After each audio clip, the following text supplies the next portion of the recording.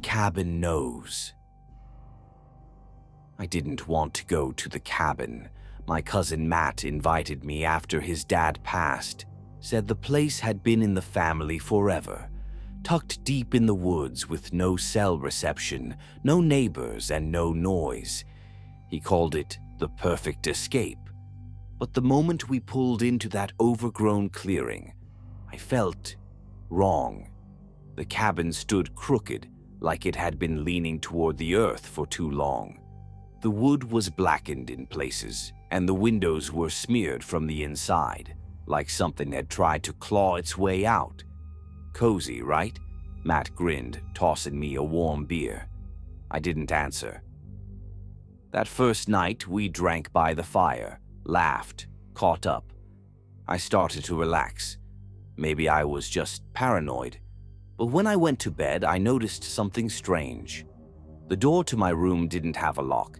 In fact, none of the doors did. At around 3 a.m., I woke up to a sound. Tap, tap, tap. It was coming from the ceiling. Not the roof, the ceiling, right above my bed. I froze, staring up at the wood. The tapping was slow, measured, like fingers or claws. I held my breath and waited for it to stop. It didn't, so I woke Matt. He groaned, annoyed, but got up and followed me to my room. Nothing. No sound. He said I was dreaming and went back to sleep. I didn't.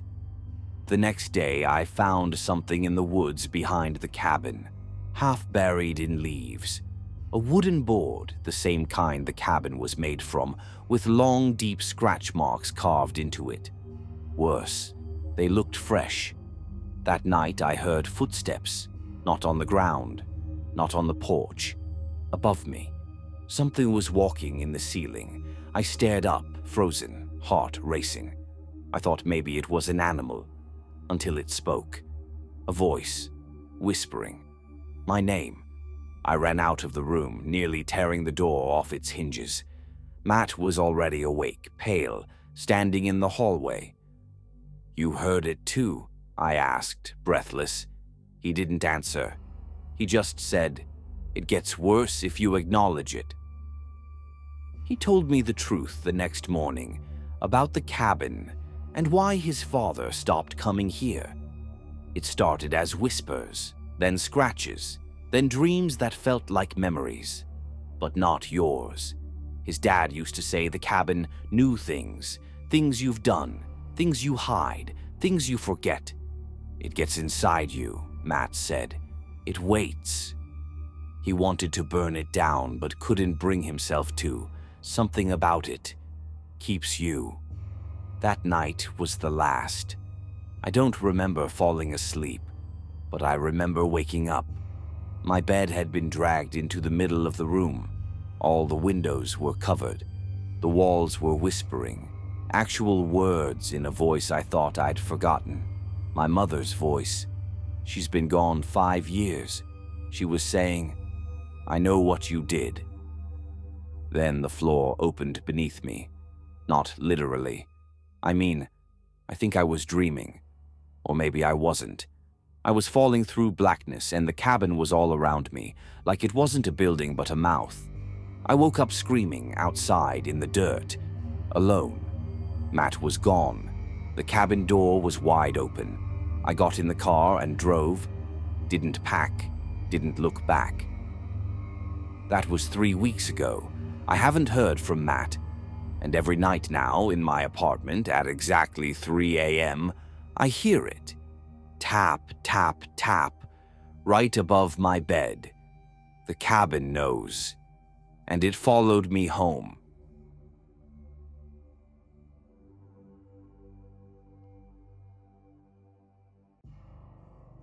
The last light in the woods. It started as a weekend getaway. Just me, the trees, and some peace. Exactly what I needed after the last few months of chaos. I booked the cabin through some old rental site. No reviews. Just a few grainy photos of a log structure nestled deep in the woods, miles from the nearest town. The drive out there was long, winding, and silent. The farther I got, the more the signal bars on my phone dropped off, one by one, until there were none.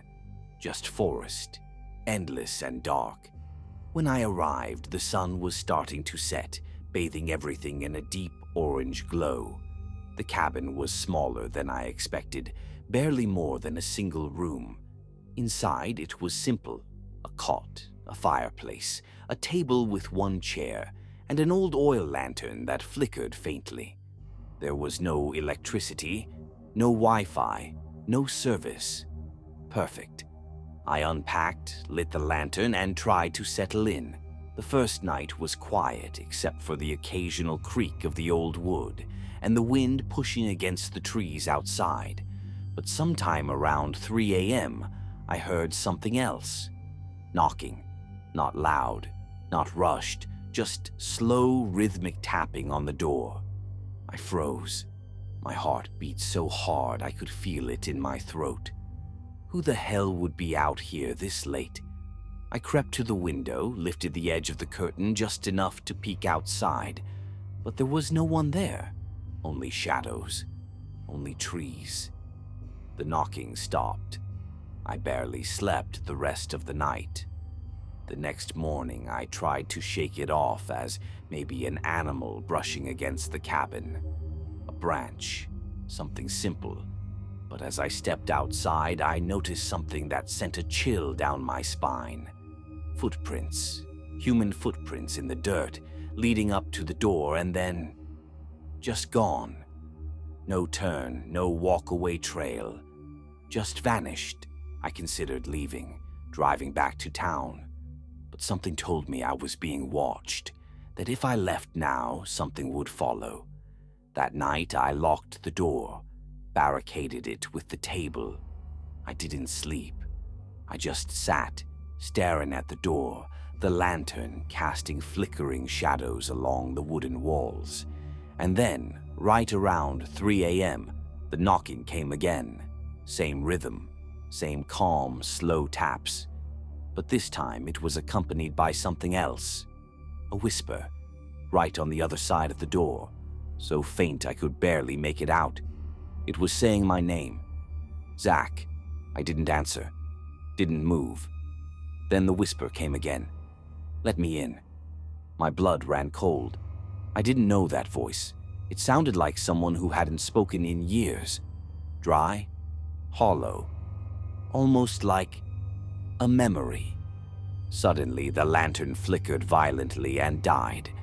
I was surrounded by complete darkness. In that moment, I knew something was inside with me. The table I'd pushed against the door creaked. Something was pushing from the other side, or pulling from within. I didn't stay to find out.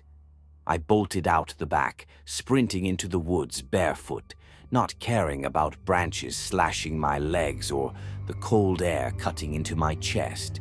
I didn't stop until I saw the faint glint of my car through the trees. I drove through the night, never looked back. When I finally got into town, my phone buzzed to life. One message, unknown number. It was a voice recording, a whisper. You forgot the lantern.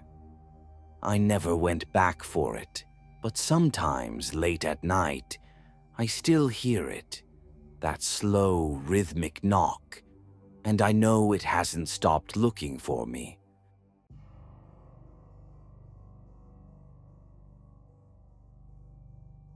It wasn't empty. I should have turned around the moment I saw the cabin. It was deeper in the woods than I remembered, tucked between rotting pines, blanketed in shadows even though the sun was still up. My cousin Tyler had told me about it weeks ago, said it was perfect for a weekend off-grid, and that we could hike in, light a fire, drink whiskey, and forget the world. Except he bailed last minute, and I was too stubborn to cancel. I parked at the old Ranger's Trail and hiked 3 miles in alone, pack heavy and boots soaked from the creek. The cabin greeted me with sagging wood and a crooked porch. No electricity, no cell reception, just the soft creak of trees in the wind and the hum of bugs in the heat. Inside, it smelled like damp earth and old smoke. Dust clung to everything. The fireplace was littered with ashes, but otherwise it looked untouched. No lights, obviously. I unpacked, set up a sleeping bag on the creaky cot, and started a fire as the sun dipped behind the tree line. That night, I drank a little. Not much, just enough to take the edge off the silence. But it didn't stay silent. Around 2 a.m., I heard the floorboards creak. Inside the cabin, I froze in my sleeping bag, heart thudding in my throat. I hadn't locked the door. I told myself it was the wood settling. Then something shifted in the corner of the room. I grabbed my flashlight and flicked it on. Nothing, just shadows. I swept the beam across the room. Wood walls, cold fireplace, my pack by the door. Empty. But something felt wrong. It felt watched. The flashlight flickered. For half a second, I saw something near the window. A face, pale, expressionless, eyes black and wide like an animal's. Then darkness again. I stood up, fumbling for the axe I'd used earlier to split firewood. My breath was shaky, loud in the quiet. I walked slowly to the window and flashed the light outside. Nothing but trees and fog. I checked the door, still shut. I even wedged a chair against it, like that would help. I didn't sleep. The next morning I wanted to leave, but my keys were gone. I tore the cabin apart. My bag was untouched, but the side pocket where I'd stashed the keys, unzipped, empty. Panic set in fast. I was alone, miles from the nearest signal, and someone, or something, had been inside with me. By noon, I convinced myself I must have dropped them outside. I searched the trail, the creek, even backtracked an hour, calling out for help like an idiot. Nothing. That night, I kept the axe in my hand. The fire burned low. At 3:12 a.m., I heard the whisper. Right by my ear. Not through the walls, not from outside, but in the room. A low rasp. You shouldn't be here. I spun around, swung the axe blindly, knocking over the lantern and plunging the cabin into darkness. Something brushed past me, cold, fast. I swear I heard it laugh. The rest of the night is a blur. I must have passed out from exhaustion or fear, maybe both. By morning, the door was wide open, and my keys were sitting on the porch. I didn't question it. I didn't pack. I just ran. I don't know what lives in that cabin. I don't think it wanted to kill me. It wanted me awake. It wanted me to know it was there. And worst of all, I think it followed me back. Some nights, just before I fall asleep, I still hear the whisper, "You shouldn't be here."